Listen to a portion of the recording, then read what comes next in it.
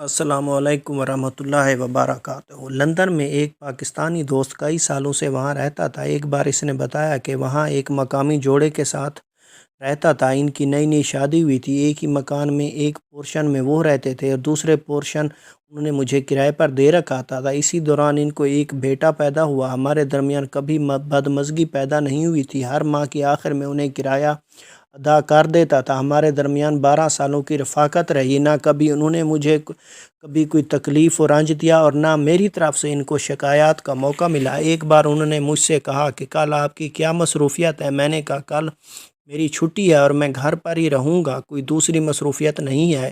تو انہوں نے بہت ہی خوشی کا اظہار کیا اور کہنے لگے مسٹر ظفر، ہم آپ کے پاس ایک چھوٹی سی درخواست لے کر آئے ہیں۔ میں نے کہا جی پلیز فرمائیے۔ تو دونوں نے بتایا کہ ہمیں ایک انتہائی ضروری کام کے سلسلے میں شہر سے باہر جانا ہے۔ اگر آپ کی چھٹی ہے اور آپ گھر پر ہی ہیں تو ہم ڈگلس ان کا بیٹا جو تھا کو اپنے ساتھ نہیں لے جا سکتے، کیا اس دوران آپ ڈگلس کا خیال رکھ سکتے ہیں؟ میں نے کہا میرے لیے یہ ایک اعزاز ہے کہ میں آپ کے کسی کام آ سکوں۔ طے یہ ہوا کہ وہ صبح کو چلے جائیں گے اور میں ان کے پورشن میں چلا جاؤں گا۔ صبح انہوں نے گاڑی میں بیٹھتے ہوئے ہاتھ ہلا کر گڈ مارننگ کیا اور میں بھی سیدھا ان کے پورشن میں چلا گیا۔ ڈگلس تقریباً 9 سال کا تھا۔ وہ صوفے پر بیٹھا لیپ ٹاپ پر کچھ کر رہا تھا۔ میں نے اسے گڈ مارننگ کہا، اس نے بھی مسکرا کر جواب دیا۔ میں نے پوچھا ناشتہ کر لیا؟ تو اس نے نفی میں سر ہلایا۔ میں سیدھا کچن میں گیا جہاں اس کا ناشتہ تیار رکھا ہوا تھا۔ میں نے وہ ٹرے اٹھائی اور اسے دے دی۔ اس نے لیپ ٹاپ ایک طرف رکھا اور ناشتہ کرنے لگا۔ ناشتے کے بعد ٹرے میں رکھا دودھ کا گلاس اٹھایا جو اس کے ہاتھ سے نیچے گر کر ٹوٹ گیا۔ وہ مجھے شرمندگی سے دیکھنے لگا۔ میں نے اسے حوصلہ دیا، کوئی بات نہیں، میں صاف کر لیتا ہوں۔ میں گلاس کے ٹکڑے سمیٹے اسے ایک شاپر میں رکھ دیا اور فرش صاف کر لیا۔ ٹوٹے گلاس کا کچرا باہر پھینک کر واپس اپنے پورشن میں آیا اور ویسا ہی ایک گلاس میرے پاس موجود تھا لیکن کچن میں رکھ دیا۔ ڈگلس اب تک شرمندہ تھا تو میں نے اسے کہا فکر مت کرو، میں نے ویسا گلاس لا کر رکھ دیا ہے، کسی کو کچھ بتانے کی ضرورت نہیں۔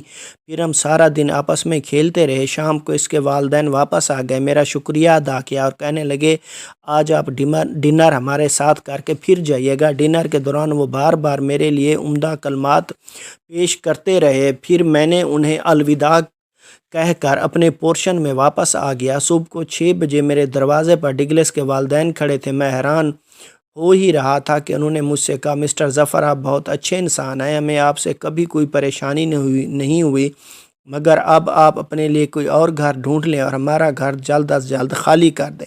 میں نے کہا مگر اتنی جلدی کیوں؟ مجھ سے کیا غلطی ہو گئی؟ دیکھیے مسٹر ظفر، آپ بہت ہی نیک انسان ہیں، مگر کل آپ نے میرے بیٹے کو جھوٹ بولنے کی ترغیب دی، اس لیے ہم آپ کو خود سے جدا کرنے پر مجبور ہیں۔ میں نے کہا بھائی کیسا جھوٹ؟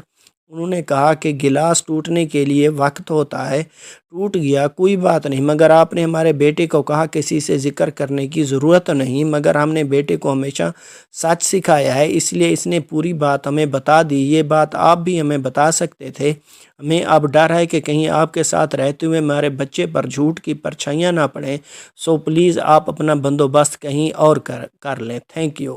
سدا خوش رہیں، سلامت رہیں، وسلام۔